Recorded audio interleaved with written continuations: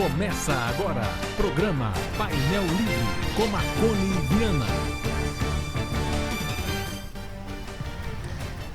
Olá, boa noite. Estamos começando mais um programa Painel Livre aqui pela TV Vale. E hoje vamos continuar falando das eleições 2026. Estamos recebendo o pré-candidato a deputado estadual, o Mário Mariano Ruiz Cardoso, do PCB. Quero agradecer a você que nos acompanha. Estamos ao vivo no nosso site tvvalenet.com.br, transmitindo no canal 34 digital e o programa já disponível em nossa plataforma no YouTube. A gente tem algumas limitações, algumas restrições da lei das eleições. Já conversamos com o nosso convidado e a gente vai apresentar aqui a pré-candidatura de Mário Mariano, assim como estamos fazendo com aqueles que almejam uma candidatura para as eleições de 2026. Mário Mariano, que prazer em revê-lo, seja bem-vindo de volta, boa noite. Boa noite, Marconi, obrigado pelo convite, obrigado pela audiência, né? É importante dialogar aí com quem assiste a TV, que é muita gente em Diamantina, na região. Mário, você construiu a sua carreira acadêmica e profissional muito ligada à biologia, à educação, com mestrado e doutorado na área. Para quem está acompanhando a gente agora, quem é Mário Mariano, além do ambiente universitário, e como sua história cruza com o Vale do Jequitinhonha? Perfeito. Bem, Mário Mariano é um filho de trabalhadores e trabalhadoras, como a maioria do povo brasileiro, que estudou em escola pública a maior parte do tempo. Na verdade, todo o tempo eu tive o privilégio de poder acessar uma escola pública, depois fazer a universidade pública, um mestrado e doutorado, e com isso me formar na área de formação de professores, que me deu a oportunidade de fazer o concurso e vir para Diamantina. Eu sou originalmente de São Paulo e estou aqui já há algum tempo. Meus filhos estão aqui, meu pai mora aqui comigo, minha esposa também, a gente trabalha aqui. Então estou aqui na cidade, sou um trabalhador da educação, professor, acho que é importante dizer, tenho orgulho de dizer que sou professor, formador de professores. E além do meu trabalho, um sentido histórico também de participação social, de militância social, de atuação sindical, de organizar os trabalhadores pelos seus direitos, de organizar e atuar nas lutas sociais, que historicamente a gente entende que são elas que conquistaram direitos no nosso país, a luta coletiva, não a luta individual, individualista. Então, uma trajetória sempre muito vinculada com o pé no chão, com as pessoas, com os movimentos sociais, nos locais onde eu atuei, seja no trabalho ou seja no que a gente chama de militância política e social. Aqui na cidade de Diamantina, já participei de muitos movimentos ligados à questão do meio passe, junto com os estudantes, apoiando, que era necessário fazer isso, mas também na luta dos trabalhadores da educação, dos servidores, agora na questão ambiental aí, relacionada ao Parque do Biribiri. Então essa é um pouco a minha trajetória aqui. Vivo do meu trabalho, sou professor, a gente na universidade faz ensino, pesquisa e extensão, muita gente às vezes não sabe, a gente não só, entre aspas, dá aula, mas a gente produz conhecimento, tem projetos de extensão. Essa é um pouco a minha trajetória até então, E com o futuro aí, a questão colocada da pré-candidatura, que é um passo a mais, que eu vejo que não é um passo diferente, mas é um passo dentro dessa trajetória. E o que te motivou a dar esse passo, para almejar uma vaga de candidato? Você é pré-candidato, você almeja uma vaga no PCB, Isso. É importante dizer que a nossa pré-candidatura, assim como se ela se efetivar como candidatura, ela não é um projeto individual, ela é um projeto coletivo. Então, dentro do partido, a gente tem uma discussão de que nós não admitimos que alguém chegue e entre para se candidatar. Porque o nosso foco não é só as eleições, ao contrário, é a luta diária, o apoio diário, é a atuação diária com os movimentos sociais, populares e sindicais, é exatamente o enraizamento dessas lutas que nos faz querer propor agora uma pré-candidatura e almejar também a disputa para deputado estadual, numa trajetória que esse processo da candidatura é um passo nessa trajetória de luta. Não é nada além, não tenho nenhuma pretensão de fazer a carreira de deputado, como muita gente fica, ao contrário, a carreira, vamos dizer assim, a nossa candidatura ou a pré-candidatura, ela tem a ver com dar voz para aquilo que a gente já faz. aquilo que a gente já faz nos bairros periféricos de Diamantina, com o movimento social ambiental, com a luta dos trabalhadores, dar voz nesse processo. Então, eu tenho dito também que é uma pré-candidatura que quer olhar para o povo trabalhador e dizer o seguinte: nós temos alternativa e a alternativa não está nos outros, está em nós mesmos. Como trabalhador, eu tenho conversado com muita gente, fala assim: ah, Mário, que legal que você está se propondo a isso. Eu falo: pois é, mas você trabalhador da área da construção civil, você que é um empregado do supermercado, você que é um trabalhador lá da universidade, você também tem que ter voz. Então é muito importante que a nossa pré-candidatura estimule o povo está meio cansado, está meio chateado, e a gente quer uma pré-candidatura também que anime o nosso povo a olhar para a sua história e ver que foram as lutas do povo trabalhador que angariou direitos. Não foi doação de ninguém. Às vezes aparece um político ou outro que quer ter o nome sobre determinada conquista. Mas a história diz, e eu sou do campo da política social, a gente estuda políticas, a LDB, a escola pública brasileira, ela foi uma mobilização do povo. Ela não foi uma doação de um político, não. É claro que muitas vezes ela é efetivada num determinado governo, mas se não houvesse pressão, disputa, manifestação, mães, pais querendo escola, querendo melhores salários para os trabalhadores da educação, nada disso teria existido. Então, nós precisamos olhar essa história para colocar um projeto alternativo, um projeto realmente diferente, porque o que está aí é reprodução do mesmo, né? Das elites, dos grandes empresários, né? A Assembleia Legislativa é cheia de gente rica, o Congresso Nacional só tem fazendeiro e grandes empresários, e quem trabalha, quem mantém o país, na verdade não está representado, e é por isso que há tanta distância, né? Nesse processo, o povo olha, não se reconhece, fica chateado. Então, é uma pré-candidatura também de mobilização popular, de diálogo com aqueles que constroem as lutas sociais. Mário, deixa eu sair um pouquinho, né, da pré-candidatura e entender um pouquinho a sua visão de política de Estado, política de governo, né? O Vale do Jequitinhonha tem sido estereotipado, né? O Vale da Escassez, sim, às vezes ignorando até a riqueza cultural, perfeito, muitas vezes. Na sua visão, quais seriam os eixos prioritários do poder público estadual que o poder público estadual deveria adotar para o desenvolvimento socioeconômico real para a nossa região? Veja, nós temos questões que são de Minas Gerais e são de todo o Brasil, mas Minas Gerais, por ser um estado muito grande, e a nossa região, por ser uma região muito grande, ela tem demandas, por exemplo, na área de saneamento ambiental, que são demandas, não sei se as pessoas sabem, mas uma grande parte, são milhões de pessoas que não têm acesso ao saneamento. Saneamento básico é o tratamento da água e do esgoto, por exemplo. Isso afeta a saúde.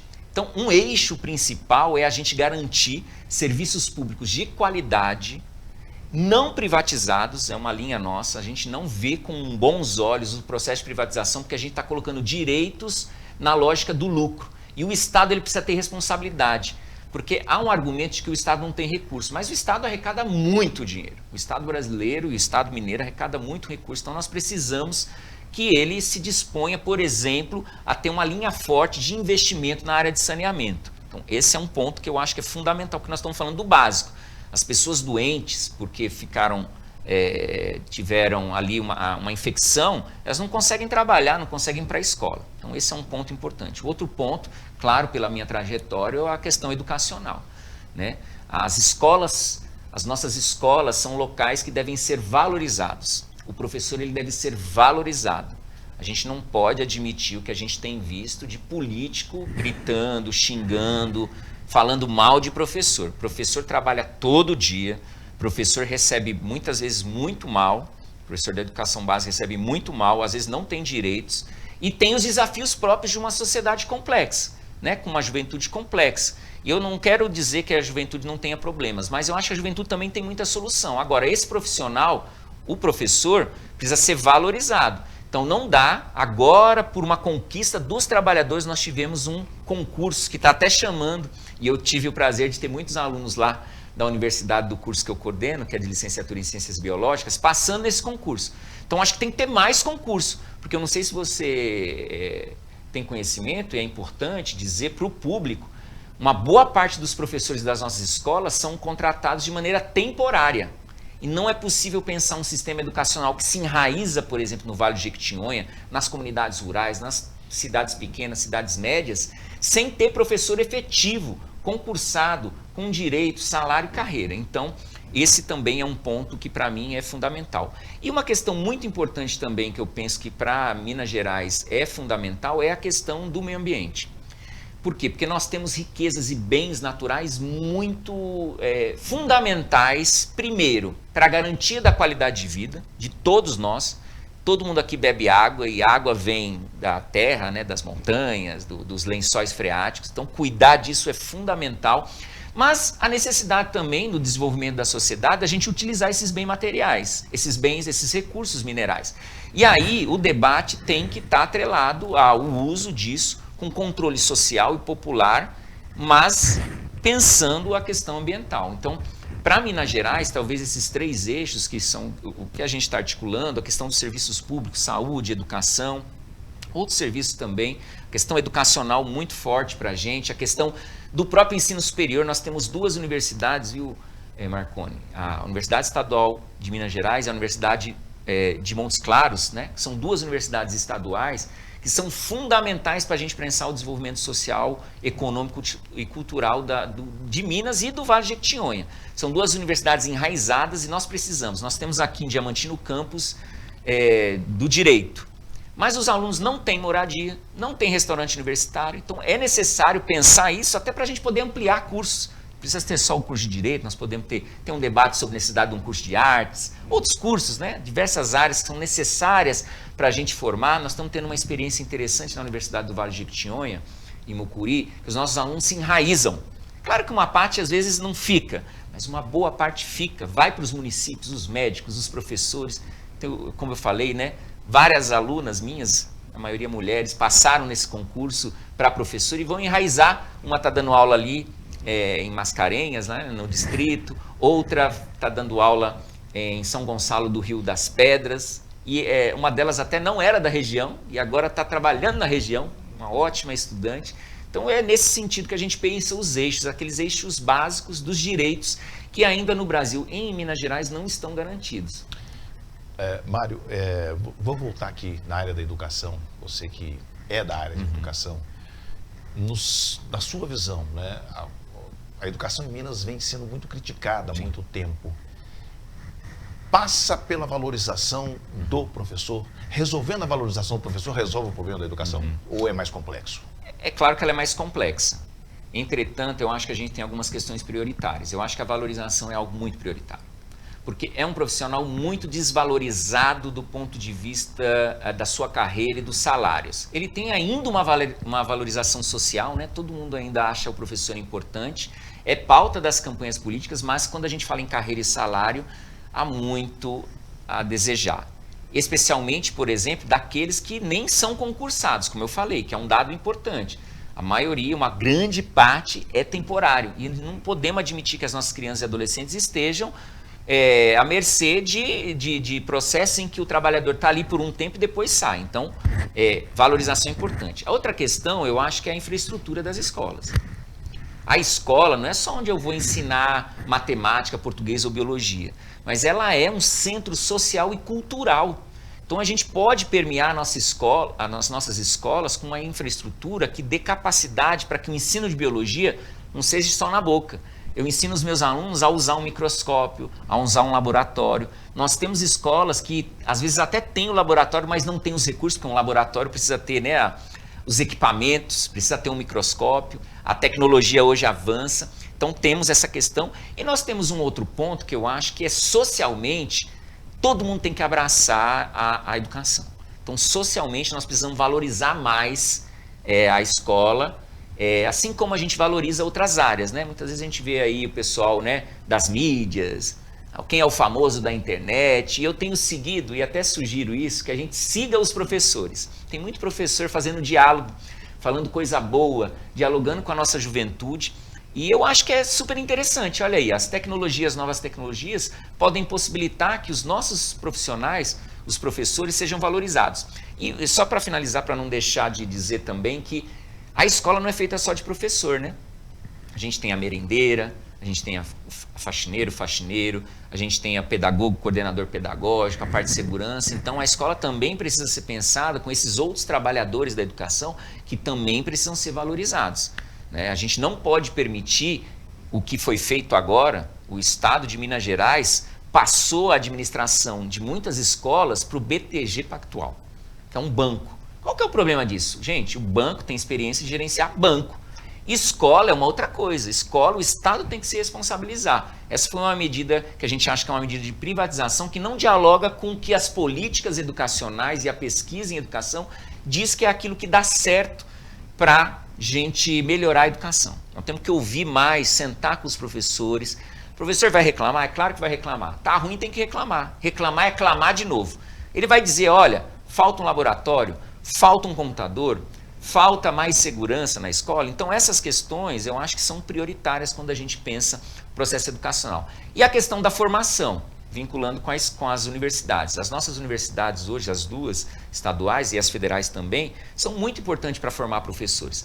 Não sei se as pessoas sabem, mas uma grande parte dos nossos professores ainda são formados nas escolas, nas faculdades privadas. Qual que é o problema disso? Muitas dessas faculdades não têm a mesma qualidade das universidades públicas. Então, eu acho que a gente tem que ampliar esse processo da intervenção das universidades públicas para formar mais gente. Nós temos qualidade, temos gente, é pesquisadora, é gente que pesquisa, tem pós-graduação. Eu fico muito orgulhoso lá na UFVJM quando vejo um professor que já terminou sua graduação, está trabalhando e vai lá fazer uma pós-graduação. Nós temos uma pós-graduação em ensino de ciência e matemática. O professor vai lá continuar o estudo, ele quer entender os problemas educacionais, então nós temos que estimular isso na educação, né? Nós temos muito chão para percorrer. E nós temos que ouvir os trabalhadores da educação nesse sentido. Eles têm importantes ideias para a gente melhorar a educação mineira. Bom, estamos falando com o Mário Mariano Ruiz Cardoso, é pré-candidato a deputado pelo PCB, e a gente vai fazer um rápido intervalo. Voltamos já.